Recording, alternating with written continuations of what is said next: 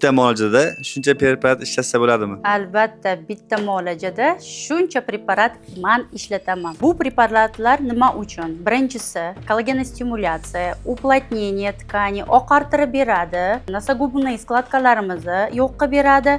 Agar kerak bo'lsa, dahanlar bilan ishlaymiz, soch to'kilishi bilan ham yuz bilan ishlanadigan mo'shniy kollagen stimulyator, ya'ni regeneratsiya, ochartiruvchi, lifting beradi. Toksin bilan ishlasak, trendda bo'lyapti migrenlar sohasi, litsevoy tronichniy nervlar, albatta toksin bilan ishlatamiz. Yevropeyskiy fillarlarda lab, ugl jali qilinadi, skulovoy zona qilamiz. Preparatlarimizdan keyin osilgan narsa bo'lsa, albatta nitvoy lifting kerak bo'ladi. Kosmetologiyada faqat nitlar tortib beradi. Agar patsientim srochniy menga effekt kerak deydi, hammasini ishlatmanda natijasini srazu после protsedura ko'radi, natijasi 1-2 yilgacha yetadi. Ko'z atrofida ajinlar, peshonada ajinlar, burnlarda ajinlar, dog'lar bo'lsa, soch to'kilish bo'lsa, bittada rezultat ko'rmoqchi bo'lsangiz, shu muolajalarni olishingiz shart.